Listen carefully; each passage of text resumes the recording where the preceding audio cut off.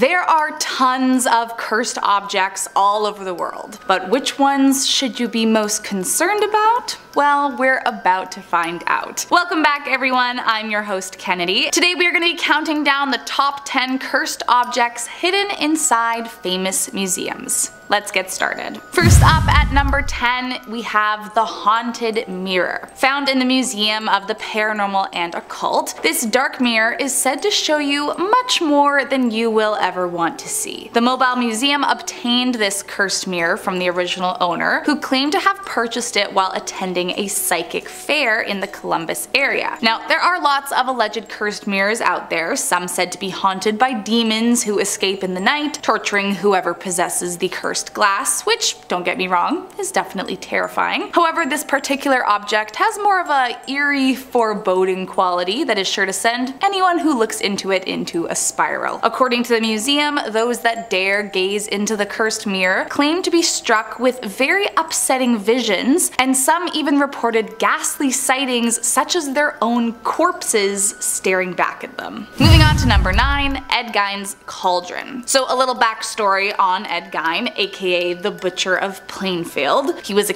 and a body snatcher between 1947 to 1957. Gein grew up very religious. His mother was a devout Lutheran who taught her sons that women were inherently promiscuous and instruments of the devil. Gein became very attached to his mother, arguably a little too much, and after his father and brother both died, Gein became his mother's primary caregiver. But after she died in 1945, something snapped and he became a totally different person. He began to visit graveyards at night, digging up middle-aged women that had similarities to his deceased mother before bringing their bodies home and mutilating them, using their skin to make covers for his furniture, masks out of their faces, or even using the bones for decorations and dishes. Even creepier was when he began creating an entire woman suit from various different exhumed bodies, as he wanted to be able to become his mother and literally be in her skin. It is believed that this cauldron was used by Gein to not only store the stolen body parts, but primarily to boil them so that the skin could be removed from the bone more easily. Nowadays, this cursed cauldron is found at the haunted Zak Bagans Museum and is definitely one of the most terrifying things found inside. Moving on to number 8,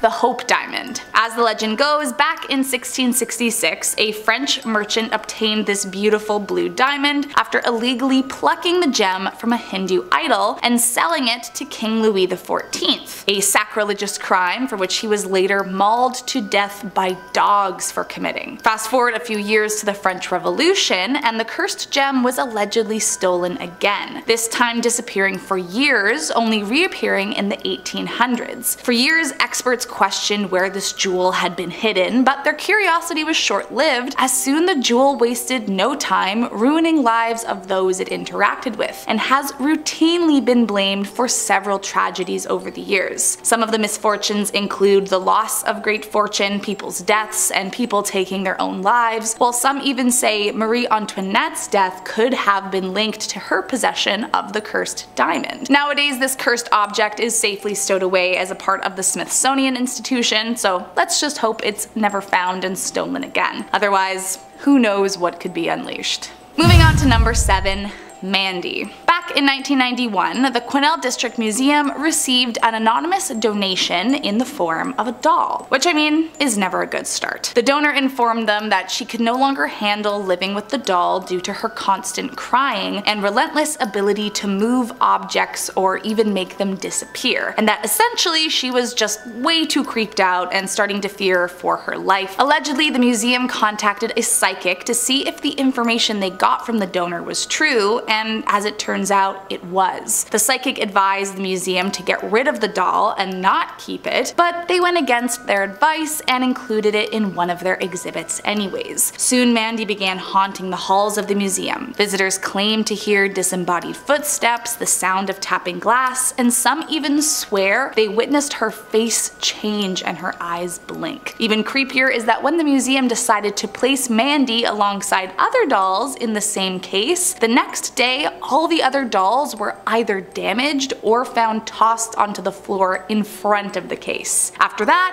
they tucked her away and kept her hidden, just in case. Moving on to number 6, Dybbuk Box. Back in 2001, a man named Kevin Maris purchased the box from an estate sale. When Kevin bought the item, he was warned to never open it. He agreed and suspiciously took it back to his antique shop, placing it in his basement. But still, the box wasted no time unleashing paranormal activity. The next day, Kevin went downstairs to find all the lights smashed, and his employees were terrified, saying they'd heard unruly screaming coming from the basement for hours. Now, for whatever godforsaken reason, Kevin decided the box would be a great gift for his mom, and so he opened it. Inside, he found a note that read "Shalom," 2 locks of hair, a candlestick holder, and some dried rosebuds, but unknowingly, he also released a demon. One day, his mother surprised him by dropping by the shop, so he gave her her gift, only to come back minutes later to her unresponsive. After he rushed her to the hospital, they discovered she had suffered from a severe stroke. After this, he began taking the curse more seriously, so he tried to sell it at his shop, but anytime anyone bought it, they would promptly return it. Eventually in 2003, he put it up on eBay, and a paranormal enthusiast purchased the box, who quickly regretted that purchase after they were haunted by an old woman who would choke them in their sleep every night. It was passed down a few more times, each owner experiencing horrible health issues or claiming to be haunted by an evil demon, until it was eventually purchased by museum owner Zach Baggin and placed in his occult museum. Moving on to number 5,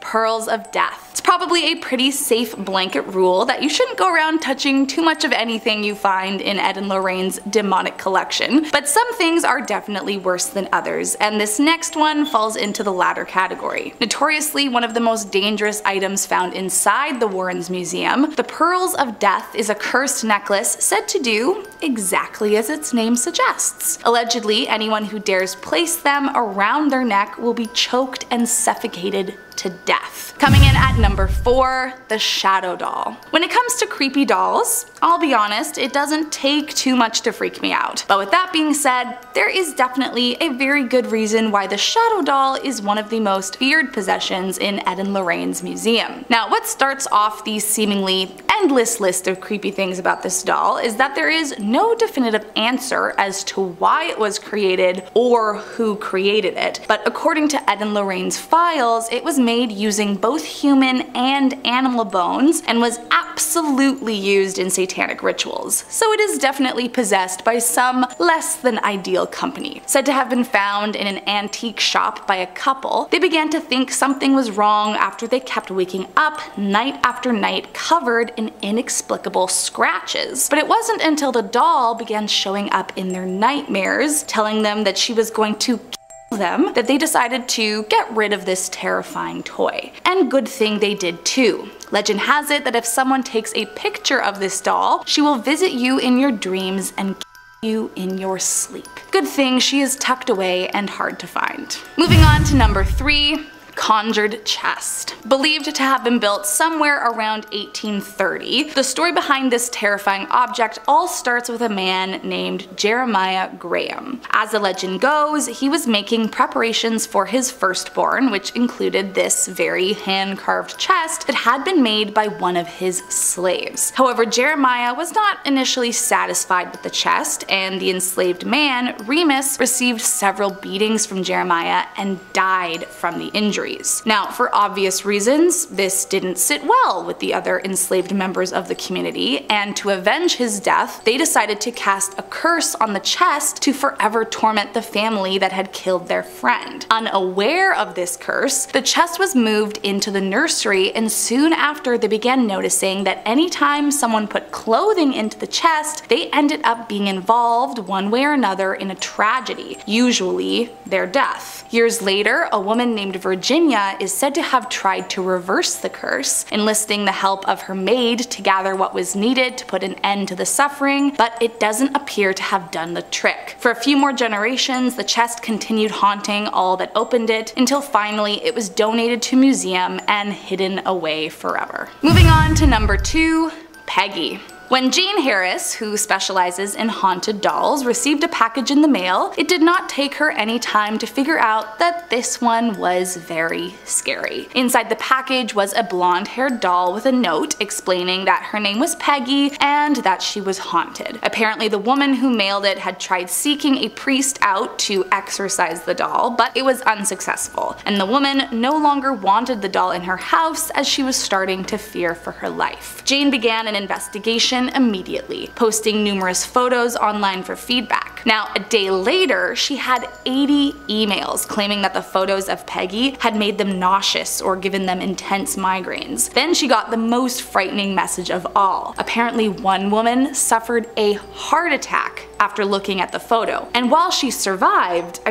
a heart attack from a photo of a doll is a lot. After just 4 days in her custody, Jane began feeling Peggy's wrath and suddenly became very ill. But when a friend took the doll away, Jane's health improved immediately. Peggy does not like anyone to know much about her, but she is known to invade people's dreams and give them haunting news. One woman said Peggy came to her in a dream telling her to watch out for her cat. The next morning, her cat died. After a while, the spirit that was trapped in this doll made life very difficult, and so Jane eventually gave it to a museum. Peggy is now locked away under constant supervision and actually requires a waiver before you can see her face to face. And last up in our #1 spot, the Basano Vase. As the legend goes, the Basano Vase was a gift for a 15th century bride on her wedding day. But tragically, the bride never made it down the altar as she was killed the eve before her wedding, still clutching her beloved gift. It's said the bride vowed revenge for never being able to reach the altar and marry, and many believe the curse lives inside the vase as each member of her family who took possession of it after her tragic death died soon after. But the strangest thing about this cursed object is that it vanished from the public eye for literal centuries. Somewhere between the 15th century and 1988, the vase's location